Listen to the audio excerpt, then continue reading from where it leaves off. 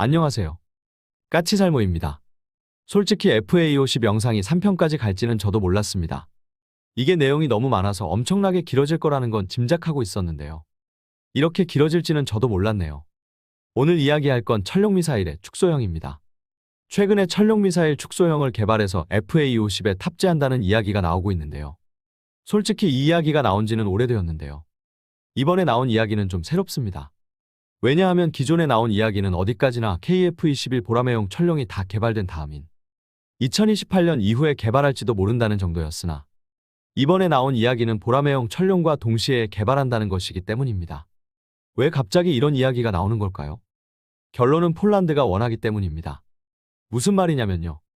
폴란드는 기존부터 꾸준히 장거리 무기를 확보를 하려고 노력 중이었고 그래서 자신들이 도입하려는 잠수함에도 사정거리 1000km 이상의 미사일을 탑재할 것을 요구하기도 하고 우리나라로부터 전술탄도 미사일 기술을 이전받기도 하는 등 장거리 공격수단의 확보를 위해서 상당히 노력해왔습니다.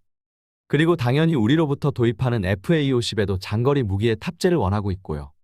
당장 폴란드가 FA50에 탑재하길 원하는 미사일로 이야기되는 게 타우러스 순항미사일의 축소형과 NSM 미사일, 그리고 JSM 미사일 등입니다.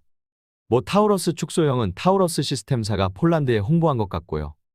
NSM 미사일은 이미 폴란드가 지상 발사형을 운용하고 있어서인 것으로 보입니다. 그리고 JSM 미사일은 폴란드가 F-35를 도입했기 때문에 당연히 폴란드도 앞으로 도입할 미사일이고요. 한마디로 폴란드는 FA50에 탑재할 수 있는 장거리 미사일을 원하고 있습니다. 당연하지만 충분히 원할 수 있고 솔직히 얼마든지 FA50에 장착해줄 수도 있습니다. 그런데 문제는 당연히 이 미사일들도 FA50에 통합하려면 돈이 들고 더욱더 타우러스 축소형 같은 경우는 아예 존재하지 않는 미사일이기 때문에 FA50에 탑재하기 위해서는 개발부터 해야 합니다. 그러나 문제는 여러분도 아시겠지만 이미 폴란드는 FA50의 앞남 미사일과 사이드와인더 X형의 통합을 위해서 상당히 큰 돈을 투자한 상태입니다. 그래서 선뜻 이런 장거리 미사일을 통합하기 위한 비용을 낸다고 할 수가 없었죠. 그래서 천룡 축소형의 개발은 어떻게 보면 우리 정부가 폴란드에 주는 선물입니다. 결론은 우리 정부가 개발비와 통합비를 내는 것이고 폴란드는 도입비용에 약간의 개발비 분담금만큼만 더 내면 되는 것입니다. 그런데 그럼 지금까지의 이야기만 들어보면 우리가 폴란드를 위해서 국민의 세금을 사용하는 꼴이 되는 거죠. 그러나 분명히 말하지만 이 미사일은 우리나라도 필요했습니다. 현재 우리나라의 작전 개념에 따르면 전쟁 시작과 동시에 장거리 공격무기로 북한의 주요 지점을 타격하게 되어 있는데요. 알려지기로는 우리가 타격 대상으로 삼은 북한의 주요 지점은 700개입니다. 물론 이걸 다 공군이 공격하는 건 아니고요. 육군과 해군도 일부를 담당하게 됩니다. 공군은 그 중에 200개를 담당하게 됩니다. 문제는 현재 우리 공군에는 이 200개의 목표를 타격하기 위한 장거리 공격무기가 부족합니다. 당장 F4 팬텀에서 파바이를 운용하고 있고 현재 F4 팬텀의 유일한 존재 이유가 이 파바이의 발사 플랫폼이죠. 그러나 F4 팬텀은 조만간 퇴역하게 되고 파바이도 동시에 퇴역하게 됩니다. 그리고 F16에서 스파이크 2000이라고 이스라엘산 장거리 유도 키트를 운용하는데요. 이 녀석은 일반 범용폭탄의 키트식으로 장착되는 장비입니다. 그런데 이 녀석은 사정거리가 너무 짧습니다. 이 녀석의 사정거리는 80km에 불과하죠. 그리고 F15에서 슬래미알 미사일을 운용하지만 이 무기는 기본적으로 관통력이 없고 무엇보다 F-15는 전쟁 초반에 타우러스 미사일을 집중적으로 운용해야 하죠. 그래서 현재는 이 임무에 적합한 미사일은 우리 공군이 F-15K에 운용하기 위해서 도입한 270여 발의 타우러스 미사일이 유일하다고도 할 수 있습니다.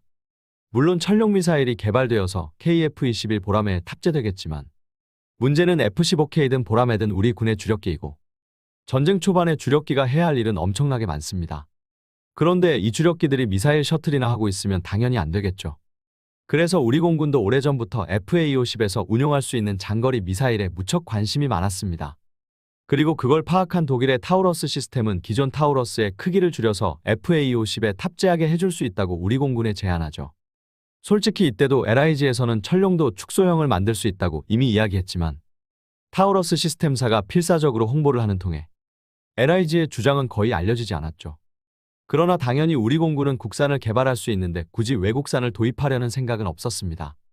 다만 그 당시에는 아직 천룡 미사일의 선행 개발만 이루어지고 있었고 본 개발이 이루어지기 전이라 타우러스 시스템사의 제안은 천룡이 실패했을 때를 고려한 정도라고 할 수 있죠. 그러나 지금은 이미 천룡의 개발이 본궤도에 올랐고 모든 면에서 천령이 타우러스에 비해서 우수하기 때문에 우리 공군은 이미 타우러스 축소형에는 관심을 끄는 지 오래되었습니다.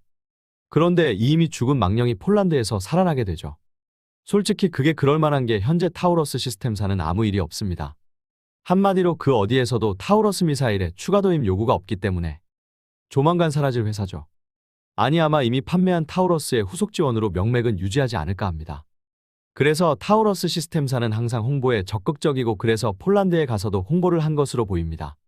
아무튼 그래서 우리 공군도 오래전부터 천령 미사일의 축소형에 관심이 많았고 도입 가능성이 높다는 건 이미 알려진 사실입니다. 그러나 다만 지금까지 알려진 건 보라매용 천령이 개발 완료되는 2028년 이후에나 FA-25용 천령은 개발될 거라고 알려져 있었죠. 그런데 여러분도 아시겠지만 폴란드가 무척 급하죠. 당장 10년 안에 전력 증강을 완료하겠다고 서두르고 있는 게 폴란드입니다. 그렇기에 이번에 사업 일정이 앞당겨져서 보라매용 천령과 FA-50용 천령이 같이 개발된다는 건 다분히 폴란드를 위해서라고 할 수 있습니다. 한마디로 우리도 필요했던 미사일이고 다만 폴란드를 위해서 사업 일정을 당겨준 것에 불과하죠. 그리고 전력 증강이 급한 폴란드가 NSM 미사일 같은 걸 FA-50에 자신들의 자금을 투자해서라도 통합해버리면 우리는 천령 미사일의 수출 기회를 상실하는 거니까요. 그래서 현재 알려지기로 FA-50용 천령의 개발은 보라매용 천령과 같이 개발될 가능성이 상당히 높습니다. 현재 F-15K에 탑재되는 타우러스의 무게는 1400kg이고 우리 보라매에 탑재된 천령은 1300kg입니다. 보라매의 천령이 F-15의 타우러스보다 가벼운 이유는 보라매의 한 개 파일론에 탑재할 수 있는 최대 탑재량 때문이라고 알려져 있고 FA-50의 한 개 파일론에 탑재할 수 있는 최대 탑재량은 1100kg이라고 알려져 있습니다. 그래서 FA-50용 천령은 1100kg으로 만들어져야 합니다.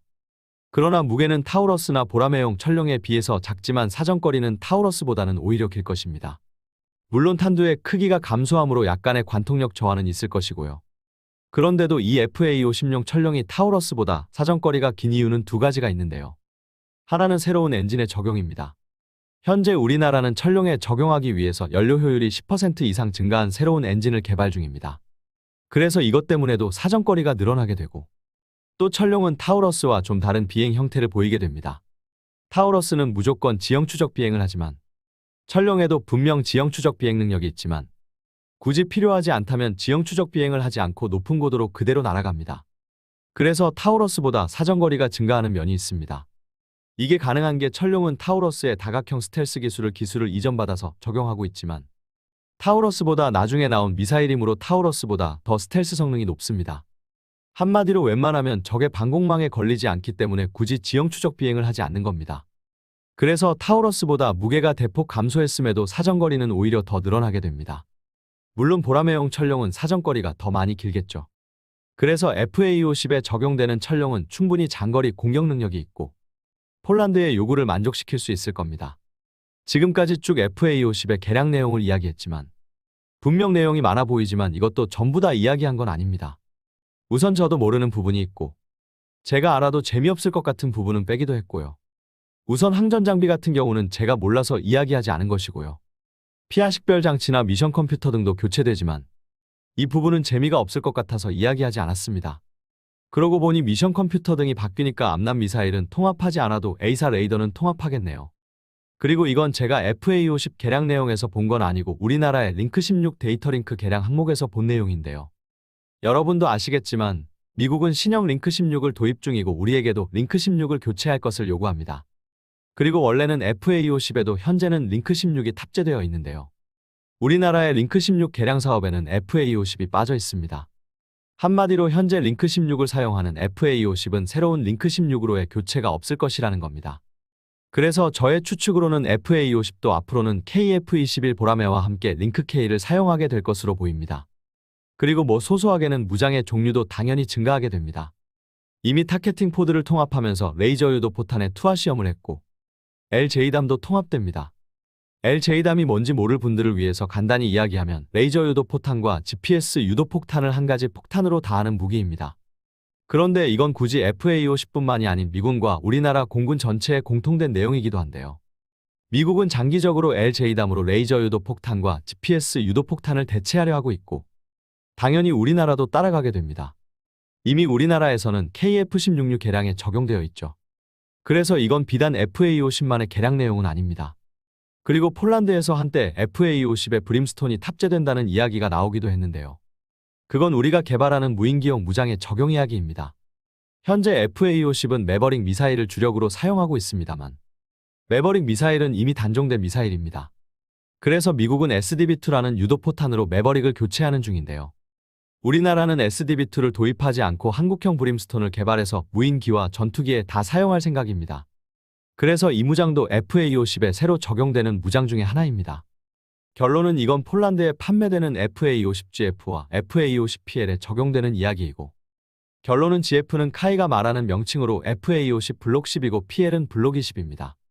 그리고 카이 직원이 말하길 FA50 블록 20은 거의 모든 부분이 새로 교체된 기체라고 합니다. 결론은 블록 10은 이미 우리 공군용 FA50에도 적용이 확정된 내용이라고 할 수 있고요. 현재는 블록 20이 적용될지가 아직 미지수인데요. 제가 보기에는 우리 공군도 블록 20의 내용을 거의 다 적용하리라 봅니다. 그러나 문제는 우리 FA50에 좀 더 많은 수출을 위해서는 블록 20으로의 개량에 그치지 않고 거기에 좀 더 플러스해야 한다는 것이고 그것에 대한 제안으로 제가 컨포멀 연료 탱크를 이야기하는 것이고요. 아마 이 FA50 개량에 관한 내용들은 많은 분이 알던 내용일 겁니다. 그러나 단편적으로 조각조각 되어서 알고들 있었을 겁니다. 그래서 제가 한번 정리를 해본 것이고요. 그렇다고 제가 다 정리한 것도 아니죠. 그러나 우리 밀리터리 매니아들은 이 정도만 알아도 충분하지 않을까 하는 생각을 해보네요. 이상 FA50의 개량에 대해서 정리해봤습니다. 3편이나 되는 긴 이야기를 들어주셔서 감사합니다. 이상 영상 봐주셔서 감사합니다.